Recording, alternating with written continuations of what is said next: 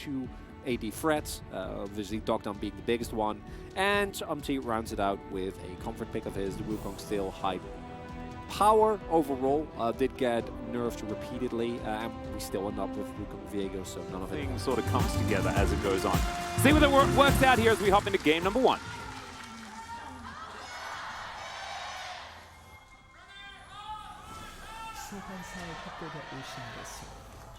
Interesting. We didn't actually get the pan over. I know.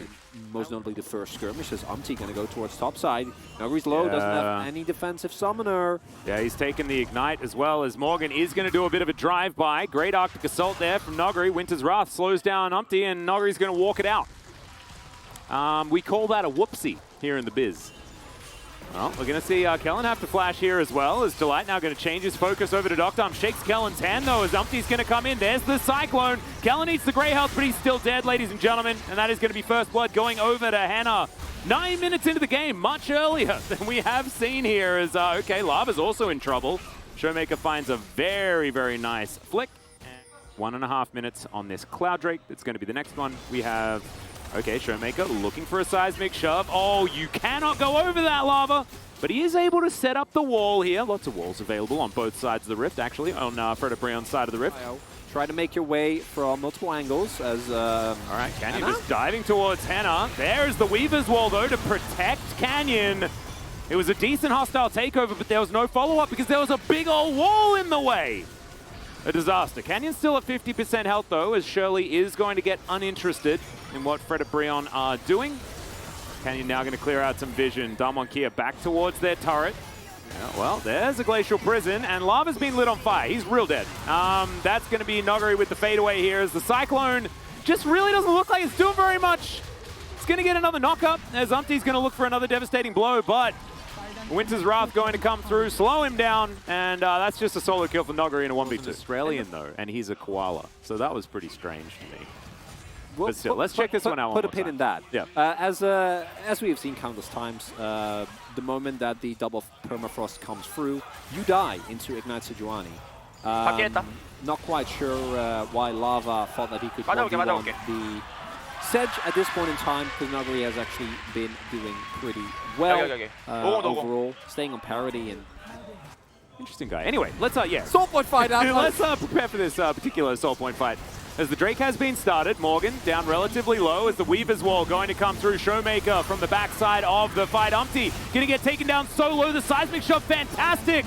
But that is not the real monkey. Morgan in the front line, but Canyon, he's found the back line. Morgan is just burning down Showmaker. Goes Golden, the Fate's Call going to be used, but there is no retaliation possible. And Fred and Brion just have to get out of here. Damonkia, they will pick up their first Drake of the game. Full vision available for Damonkia.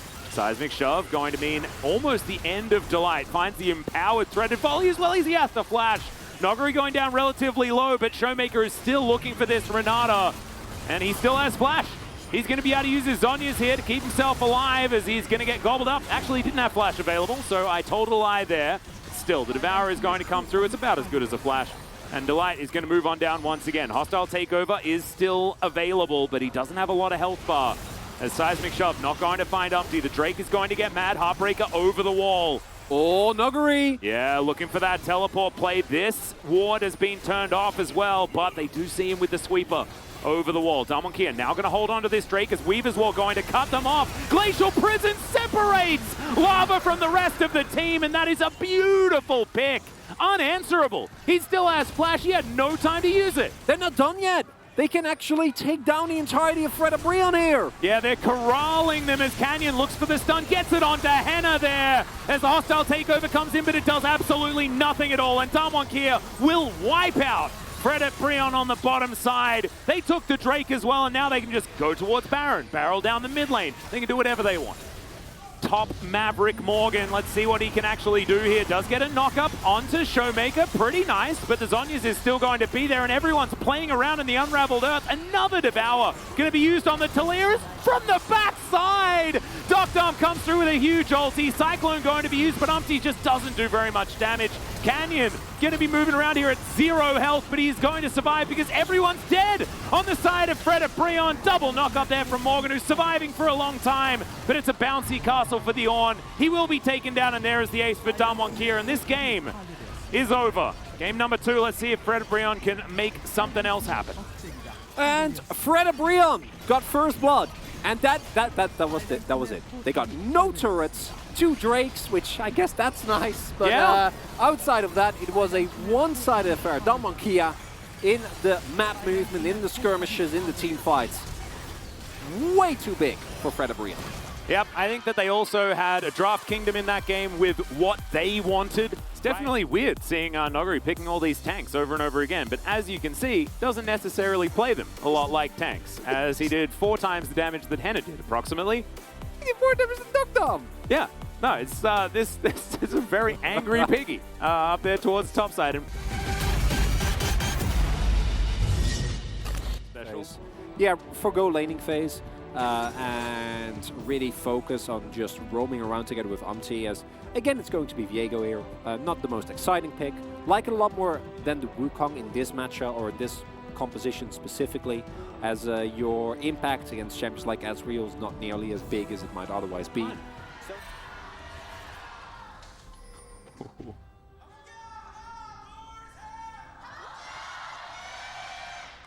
All right, the Fred at Breon fans, there may not be as many of them, but boy are they loud. What's that song? Feel the earth move under my feet. No idea. Feel the sky tumbling down. It's an old one. Anyway, Delight is going to get spotted here by Canyon, who moves on in. Delight will take, you know, about 1/3 of his health bar. And Henna's going to get hooked. The Arcane Shift, like we were talking about, going to need to be buffered. Did so. And so that's going to work out. Canyon will finish this one off. Umpty lying in wait. I wonder what his idea is here. And his idea is to zig and zag and find himself a Canyon. Gets a nice knock-up. Zenith Blade will connect there as well. As Canyon trying desperately to get out, but he won't be able to. Graviton value not there either, and that is first blood going over to Fred at Breon. And once again, first blood for Fred at Breon. But last time, there was a great trade for Damwon Kia on the cross map. This time around, not so much. Canyon, crucially, not level 6, doesn't have his ultimate available, so cannot get out of that CC chain. Umti hitting a knock-up.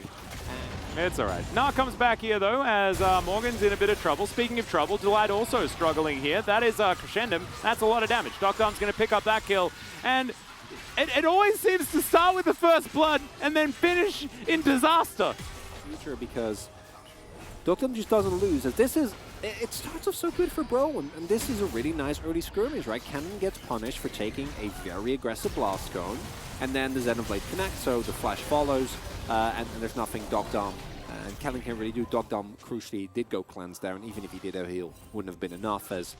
Oh, that is a clean That is setup. so sexy from Kellen. So Docdom uses the final Graviton bullets on Leona and then combined with perfect timing on the Hex Flash and the hook. Oh, yeah. that is what all of that time playing together gets you. And remember, all right, Solar Flare will connect. Heartbreaker was buffered nicely there. There's a flash forward from Kellen. Depth Charge connects onto Henna as well as Showmaker's here. Of course he is. Gets the flash out of Delight. And now Damwon should be able to at least zone Bro away from this turret. Not quite able to get this next plate right now, as there's not a whole lot of time remaining there. So they may not be able to get all of the plates here on this turret, which is good news for Bro. Control Ward is there in the brush for Noguri. And yeah, I think he's going to have to take the... okay, never mind. He is most likely going to be dead here, as the knock-up will connect. More zigs, more zags. The Gnar comes through. I think the crush will be there, but the wallop doesn't connect onto anyone, and the barrel is going to come down as well. Unti's going to get a possession, as this might be the beginning of something for Fred at Breon. Really nice flash by Umti to make sure that he didn't get CC'd, and as a result was able to output enough damage. As this bot lane surely is going down. All right, Moonlight Vigil comes down. It's a lot of damage there, as Docdom's going to get those chakrams back. And Henna is going to have to deal with his turret that's being really frustrating. In they go, Docdom picks up that kill, make that another one. And yeah, Kellen, he's going to be sacrificed for the good of the colony. And they don't get the last plate, I don't think, as it had just ticked over. But still, they get first Tower Blood, and Dr. Arms Aphelios is a gazillion gold ahead. So Atlas, before we get into the analysis, I need to ask you this. What column is monstrous? In the meantime, Lava's going to, die. Showmaker's going to come over as well. Not able to get that Unraveled Earth underneath the Belveth, and so therefore she can zig and zag away. But yeah, coming back to Lava being picked off again is just not a great look for the mid laner of Fredabreon, who did have a great series in their last one. To be completely honest, it could be Ocean Soul, and it would still be a big problem because the overarching... Oh dear. Well, Umpty's going to try and turn this. He's zigging, he's zagging, he's trying to get the work done. He moves out of the way. Oh, Canyon doesn't find the Heartbreaker, and Umpty does it. The great escape. Hannah's not going well. He's okay. It's Infernal, so it's not exactly the most high damage right now. As Delight's going to come down. Oh, Nuggery's here. Yeah, Nuggery's here, but so's Umpty. Lying in wait. Can he make this one work? All right, there's the face check. Good little knock up there. Umpty's still taking a lot of damage as Showmaker's trying to run this one out. Has to flash, has to ghost, but he will survive. Nuggery fighting against 4 people. Pretty Nuggery right there. But still going to have to back away. But Canyon's going to get Soul Point for free, and Dr. Arm's going to take an inner turret because he's got red-white guns, and he might even take an inhibitor turret as well. So outer turret successfully secured for Fredabreon. And they lose about everything, as, okay, Umpty's also going to be able to get a red buff, so probably even trade. No, it's not. Just going for a little bit more utility, I guess. Shirley is going to put her head into the turret, and Weaver's Wall is going to put Umpty on the wrong side of it. He can zig and he can zag, but he's going to flash, gets himself out of the way. Oh, not so lucky is Delight, as Nuggery's jumping forward, looking for some options. Be camouflaged as Nuggery's going to teleport in. They're looking to try and lock down Morgan as Umpty's just desperately trying to chase after Canyon here. Morgan is going to get the close first though, as Canyon may be forced to ult. He does so, has to get over that wall as now Nuggery is walking up to 2 people as per usual, and he's flashing. He's looking for the Gnar into the wall. He gets it, the wallop comes down, and he just puts a boulder into the back of her head. Can he walk it out? The answer is no as Lava comes over and answers, but it's a 1-for-1. And True Shot Barrage just sails majestically by. Oh my goodness, Kellen, stop! Okay, Weaver's Wall comes through here as Showmaker gets off the ride early and gets a nice double shove there onto Umpty and Delight. And now Lava was like, I'm just walking here, and he's going to get Aphelios. Fredabreon are well and truly on the ropes here, and Damwon are not letting up this time around. It's Baron time, and there's a minute 20 on the Drake. They can take this Baron, they can grab themselves an Infernal Soul. But you can also just fight. Well, you can blast cone it over? That's really cool. Special turret delivery. Oh, that's cool. That's a bit of tech. A little bit of tech right there. All right, gives away the Aphelios' position completely. Probably wasn't what they meant to do. As True Shot Barrage is not going to find anything. Weaver's Wall comes down. Kellen finds another hook onto Delight. As Showmaker turns up a beautiful flick yet again. And all of Fredabreon are just falling down. Nuggery is just going to exit stage right. As Canyon heartbreaks his way out, and now Dr. Arm's frontlining. Emperor's Divide comes in, finds a knock-up, but that's a triple kill for the Aphelios. They get themselves the Infernal Soul. And yeah, I think she's about to start singing. Quadra kill coming through there for Dr. Arm, and okay, there's scenarios where we're on board, there's scenarios where we're not. It's just the autopiloting. Yeah. In this case, though, it doesn't matter. Ooh, that anchor was pretty close. Canyon hunting for a stun as well, gets it onto Lava there. As Umpty is looking for that flank, as that's a Gravitum ult, and that is a dead Azir. He goes golden for a little while as the Solar Flare doesn't get the stun. It's Delight that falls down first, though, and Lava is given a way out for now. Showmaker dives off this one, and Hannah has been exhausted, and I just don't think that there's anything left yet. Threaded Volley comes through. Aphelios is going to grab one of these kills as well, as it's a double for Showmaker. And a Gnar into the wall. Umpty is not safe under this inhibitor turret, as Nuggery and Canyon will be able to deal with the Belveth. He goes golden for a moment, but the seismic shove, not actually going to land in the right timing. So that's okay. Canyon can zigzag and get towards these Nexus turrets that they've been working on earlier. Teleport to come through. It's a very early one there for Nuggery, as Kellen's like, kill the Nexus, please! Oh, they don't do it in time, and it will go down now. So Damwon Kia pick up the 2-0. As expected, incredible damage from both Nuggery and Dr. Arm. Showmaker still having really good team fighting, but Latilia, especially in her current form, the actual damage starts to come through in the later stage of the game, but still incredible usage of her E in team fights.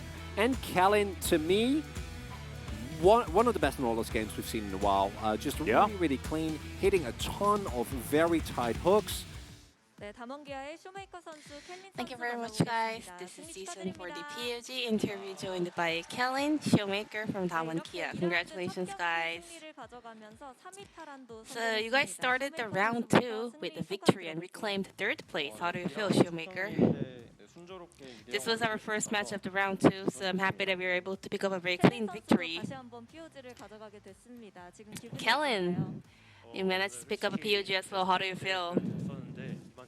We lost to Freddie Brion in the spring split, so I'm happy that we were able to pick up a very clean win against them. Indeed, Bro is known as a giant slayer because they stood strong against Damwon Kia so well, and they just came back from their first win of the season. So what did you focus on today's match? Today's mindset? Well, let's do well, let's do our best, I guess. What about you, Showmaker? Yeah, just like that. We wanted to play as we normally do and get the win. I think game 1 exactly fall into that kind of play. Damwon Kia was able to get a very big stomp against Freddie Brion. The way you played out the map was so clever. Was that something you guys planned in advance? I think the drafting was really good, so we could just play slowly, just go following our own tempo and still win. So we wanted to go slow and safe.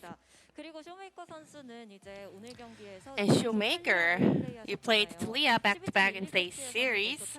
The champion that is undefeated here in 12.12 patch, 6-0 so far. And Damwon Kia has the lion's share of that win rate. I wonder why LCK doesn't prefer that champion much.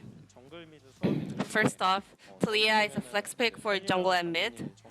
And we have a Talia master living in the jungle, so that's why Damwon Kia kind of prefers that a lot.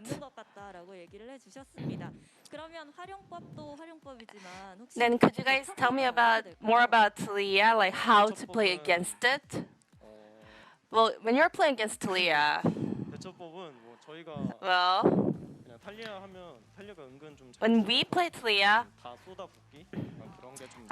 you have to just you have to go all in to get a pick onto that Talia. Focus on the Talia, that's my tip. So we had a 0 Talia matchup for 2 games in a row. Tell me about the mid lane matchup.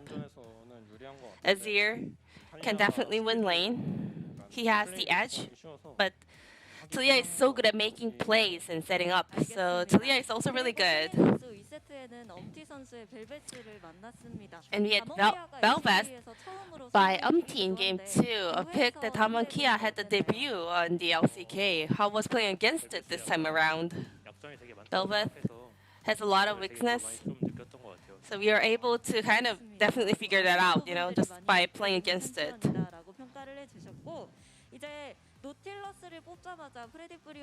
And then we had Nautilus locked in by Damwon Kia, so Freddie Brion decided to counter that with Leona. Tell me about the matchup and what was your plan for the game? It was Ezreal versus Aphelios, which means Aphelios does win that matchup, so it was a winnable matchup for Nautilus as well. And also, there were a lot of picks that were banned already. So we were able to still get the win.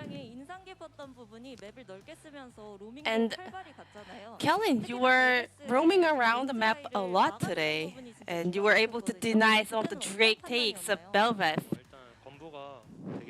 So Canyon told me I'm pretty sure she's gonna be on the Drake. So I went there, I saw her, and stopped there. And Tokdam's Aphelios was also super fat. He got quarter kill in the end. And you were the one actually protecting him throughout the game. So how much of a credit do you share with that for the Aphelios scale? I think 50%, 50-50. And we have another news from Damwon Kia. Today, Nuguri is having his birthday. Any birthday wish over to Nuguri? Happy birthday. Do you have any present? Winning? What about you, Kellen? Congratulations, Nuguri. Happy birthday. You could see Nagri in the coach's box behind the Kellen just a little bit. And your next opponent will be Nongshim Red Force. We will do our best for that upcoming Nongshim series in order to continue our winning streak. What about you, Kellen? We will do our best to prep that series and do our best. And this will be the end of the interview from Kellen Showmaker from Taman Kia and back to the casters. Thank you.